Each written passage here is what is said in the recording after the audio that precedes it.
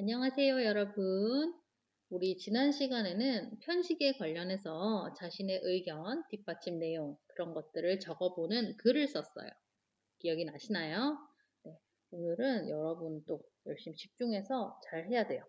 잘 할 수 있겠죠? 네. 그러면 시작해 보도록 하겠습니다. 교과서는 270쪽입니다. 여러분이 생각할 때 즐겁고 행복한 학교는 어떤 모습인가요? 여기 두 친구가 얘기를 나누고 있어요. 첫 번째 친구는 친구들끼리 사이좋게 지내야 된다 라고 생각을 했고, 두 번째 친구는 새로운 것을 배우고 신나게 놀 수 있는 학교가 행복하다 라는 얘기를 했습니다. 여러분 생각은 어때요? 어떤 게 즐겁고 행복한 학교일까요?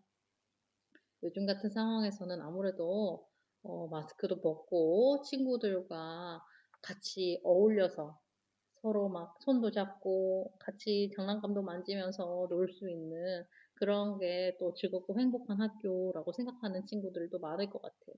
선생님이 그렇게 생각하거든요, 지금은. 네, 좋습니다. 그래서 오늘은 학교에서 일어난 일에 대해서 의견을 한번 발표해 보는 시간을 가져보려고 해요. 자, 일단 발표를 하기 위해선 내 의견이 필요하겠죠? 그리고 뒷받침 내용.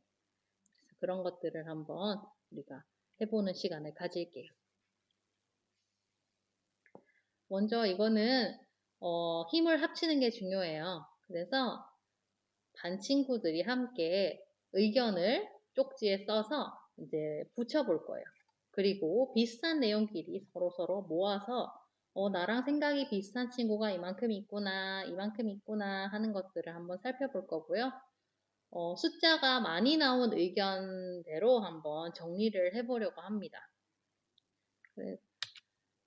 그래서 많이 나온 의견의 순서대로 271쪽 표에 1, 2, 3, 4, 5로 정리를 하면 되는데요. 그 기준은 아무래도 반마다 다르니까 반 안에서 한번 정해보도록 하고요.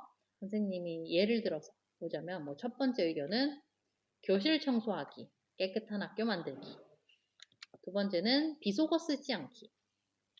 세 번째는 별명 부르지 않기. 네 번째는 하루에 한 가지 꼭 칭찬하기. 다섯 번째는 마음을 담은 편지 쓰기.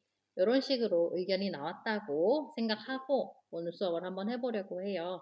그러니까 이걸 보고 여러분도 여러분 교실에서 같이 의견을 모아서 해봤으면 좋겠네요. 자, 그렇다면 이 중에서 가장 적절한 의견은 무엇인지 서로 생각을 나눠보는 게 좋겠는데요. 의견을 얘기할 때는 아무래도 뒷받침 내용을 같이 추가해서 얘기를 해야 친구들이 설득을, 이제 납득을 할 수가 있겠죠? 그래서, 할 수 있으면 다 하면 좋겠지만, 시간이나 여건이 안 되는 경우에는 한두 가지 정도밖에 못 할 테니까 그런 정하는 방법들을 같이 의논을 잘 해서 한번 해봤으면 좋겠어요. 자, 그래서 모든별로 혹은 우리 학급별로 의견을 고르고 난 다음에는 이제 그 의견을 어떻게 발표하거나 표현할 것인지에 대해서 역할을 나눠야 돼요. 그쵸? 예를 들자면 한 모듬에 보통 4명, 5명 정도 있다고 했을 때 자, 서땡땡이란 친구는 이것저것 기록하는 사람. 그리고 박땡땡이란 친구는 계획 세우는 사람. 우리 이거는 이렇게 하고 이때는 이렇게 하고 계획 세우는 사람. 또 유땡땡이란 친구는 검색하는 사람. 명땡땡이란 친구는 책을 찾아보는 사람. 여땡땡이란 친구는 누구랑 면담하는 사람. 이런 식으로 역할을 나눠요. 그래서 이제 뒷받침 내용을 이제 잘 조사를 해야겠죠. 선생님 지난 시간에 얘기했듯이 뒷받침 내용을 충분히 구체적으로 잘 조사를 하는 게 좋다고 얘기를 했어요. 그렇기 때문에 이렇게 검색하거나 자료를 찾는 사람들을 3명이나 선생님이 한번 넣어봤습니다. 하지만 이것도 여러분의 모둠이나 학급의 상황에 따라서 맞춰서 하는 게 중요하겠죠. 그러니까 선생님이 보여주는 게 정답은 아니에요. 자, 이렇게 자료를 다 조사하고 의견을 모았다면 글을 적어야겠죠. 그래서 여러분이 정리한 내용을 바탕으로 누리집 혹은 이제 학급에서 사용하는 어떤 온라인 수업 플랫폼이라든가 또 다른 어떤 곳에 이제 글을 올릴 거예요. 혹은 꼭 컴퓨터로 올리지 않아도 괜찮아요. 인제 그냥 정말 글로 써서 혹은 이렇게 도화지에 뭔가를 꾸며서 이렇게 올릴 수도 있겠죠.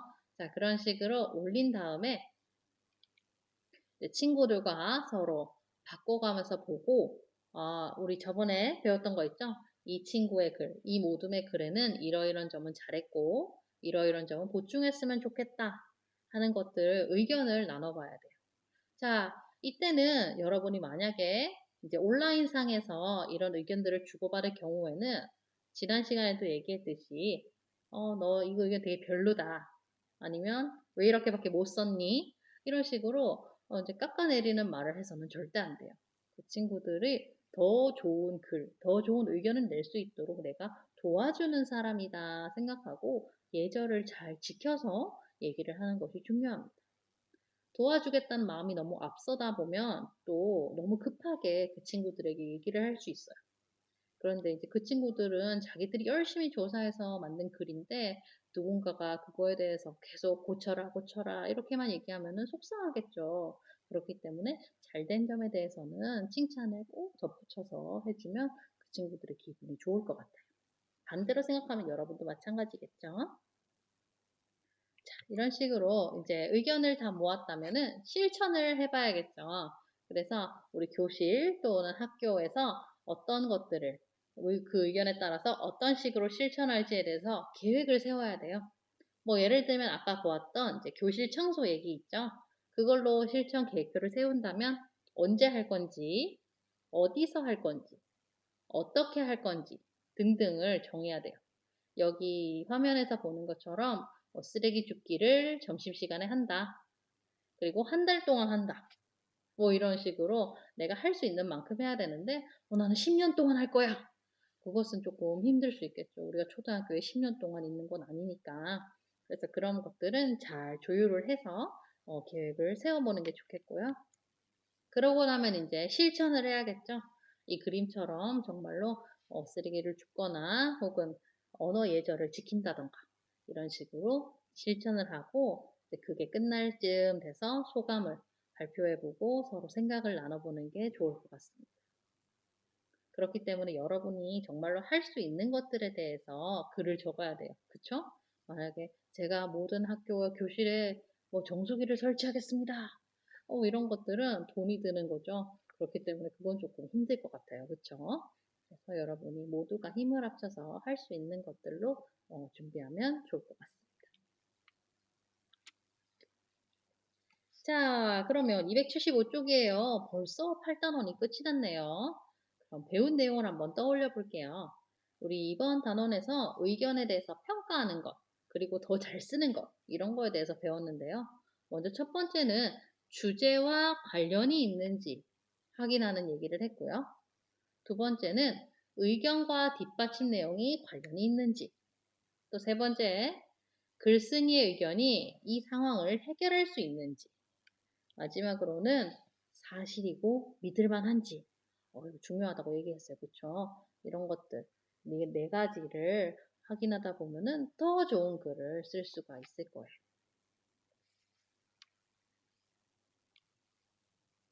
자, 그렇다면 이번 단원에서 배운 내용을 어떻게 쓸 수가 있을까요? 뭐 첫 번째 친구는 우리 지역의 문제점을 생각해 보고 해결해 볼 거야 라는 얘기를 했고요.